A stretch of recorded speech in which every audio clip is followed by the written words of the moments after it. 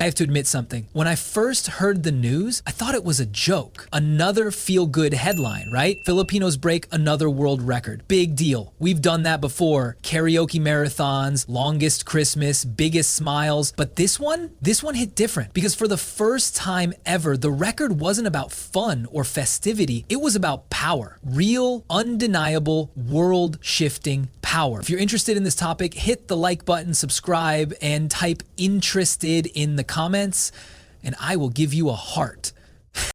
You know that moment when the world's jaw just drops? Not because of war, not because of scandal, but because a group of people quietly achieved something no one thought was possible? Yeah, that's exactly what just happened. And once again, it's the Filipinos who did it. Now, before we go all Pinoy pride mode, let's set the stage properly. Imagine the global map right now, giant nations flexing their muscles, racing for power, innovation, influence. And in the corner, there's this small island nation everyone conveniently forgets until they look closer and realize, wait, what just happened? The Philippines just broke a record the rest of the world didn't even see coming. I'm talking about something bigger than sports medals or viral videos. This one's about humanity. See, according to the 2025 Global Migration and Workforce Report, Filipinos now hold the record for being the most globally distributed workforce in history. Let that sink in. Not China, not India, not even the United States. The Philippines. These are coming from all over the world. Over 12.3 million Filipinos are currently working, building, and leading across over 22 countries and territories. That's basically every dot on the map that isn't Antarctica. And I'm pretty sure a Filipino scientist is already on standby there too, just waiting for a signal. The record isn't just numbers, it's impact. Filipinos now fill more than 20% of the world's essential care and service positions. Nurses, engineers, teachers, mariners, technicians, you name it. From hospitals in London to oil rigs in Saudi, from cruise ships in Italy to classrooms in Canada, guess who's there making things work? The same people the world once dismissed as helpers. Well, guess what? Those helpers just helped civilization itself keep running. And here's the funny part, the world is only now realizing it. When the data broke, economists were stunned. A BBC analyst literally said, no single nationality contributes this much to global essential industries. Not even the G20 nations combined. That's insane. Imagine that. A country often described as developing just became the world's lifeline. But here's what really gets me. The world acts surprised, as if they didn't see this coming, as if the signs weren't right in front of them all along. I mean, come on. You think hospitals magically stayed open during the pandemic? You think those cruise ships ran themselves? You think care homes in the UK cleaned themselves while the rest of the world went on lockdown? No, it was Filipinos, thousands of them, risking their lives for people they didn't even know because that's who they are. Now here's where I get a little mad, because it's about time the world stops calling them overseas workers and starts calling them what they really are. Global stabilizers. The invisible foundation holding up everything from foreign economies to foreign families. But the story gets even crazier because this record didn't just happen by accident, it happened through sacrifice. Imagine leaving your family for 10 years, sending money home while your own kids grow up seeing you through a phone screen. That's not just migration, that's emotional warfare. And yet they do it anyway. Why? Because Filipinos don't chase glory, they chase purpose. And here's the twist. While the world sees them as the workers keeping systems alive, what they don't realize is that Filipinos are also the ones keeping humanity alive through compassion, through resilience, through values. Every smile behind a hospital mask, every meal cooked on foreign soil, every hand that wipes tears in a care home, that's a Filipino making the world a little less cold. If you're watching this right now and you've ever worked abroad, raised kids while overseas, or even just supported someone who did, comment respect below. Because this story isn't just data, it's your life story, and the world needs to hear it. Now back to our record breakers. See, every era has its unsung heroes. The Industrial Revolution had its inventors. The digital age had its tech geniuses. And this global era, it belongs to Filipinos. The pandemic proved it. Globalization confirmed it. And now the data seals it. The Filipino workforce is the most trusted, most requested, and most relied upon labor force on Earth. Let that echo for a second. On Earth. But what makes this record so powerful isn't just the scale, it's the heart behind it. You could give the same opportunity to another nation and they might chase profit or power. But Filipinos, They chase duty. They treat work like an extension of love. And that's not something you can manufacture. That's cultural DNA. And maybe that's why it feels both beautiful and painful, because for every record-breaking achievement, there's a quiet tear behind it. A mother in Dubai missing her son's graduation, a nurse in London video calling her family during Christmas, a seafarer in the Pacific staring at a picture of his kids between shifts. These are the people breaking records in silence. You know what's crazy? The world cheers billionaires who build rockets to Mars, but never the worker who keeps humanity grounded. And that's why we made this video, to remind everyone the biggest human achievement isn't just measured in space missions or skyscrapers. Sometimes it's measured in remittances, in patience, in courage. So to everyone watching from the Middle East, the UK, the US, or somewhere in between, this is your headline moment. You didn't just break a record, you redefined what global strength looks like. And trust me, the world's finally starting to notice. Here's the part no one wants to say out loud. The reason why world leaders, corporations, and entire governments are suddenly acting real nervous about the Philippines' new global record. It's not because of pity or charity or some PR stunt. It's because Filipinos have quietly become indispensable. And when you're indispensable, you have power. See, the world loves to celebrate Filipino workers, but only as long as they stay in worker mode. The moment you start realizing that your collective strength could actually move markets, influence policies, and reshape economies, the global machine gets uneasy. Because now, you're not just the helping hand, you're the hand that can switch the system off.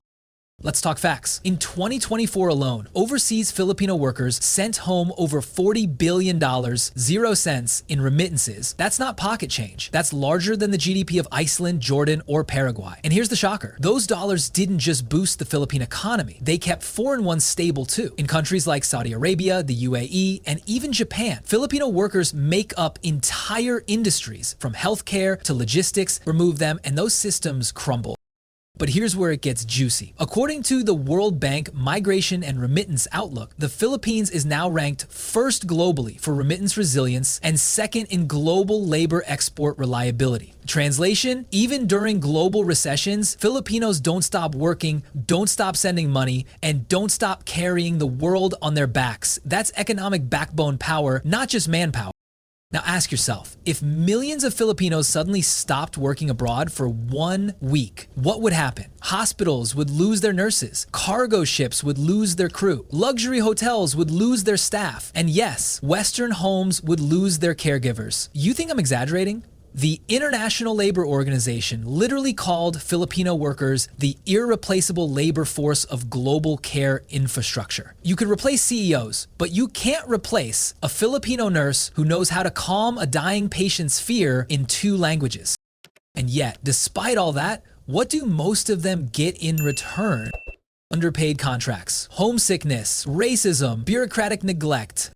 The world needs them, but rarely respects them. That's the contradiction right there. Filipinos built a system that runs on compassion, while the system running them runs on exploitation. And it's been that way for decades. If you're watching this right now, and you believe that respect should match contribution, comment enough, because this silence benefits no one. The more we talk about this, the harder it becomes for the world to ignore it. Now here's where I really start to get mad, because you'd think breaking a record like this would make governments rush to protect their citizens abroad, right? Wrong. The irony is the very system that celebrates Filipino success overseas often fails to protect the humans behind that success. According to a 2025 report by Philippine Overseas Employment Administration, POEA, complaints from OFWs about delayed wages, abuse, and contract violations rose by 18%. And that's just the ones brave enough to report. That means for every happy reunion video on TikTok, there's another Filipino sitting in a cold dorm, missing home, afraid to speak up.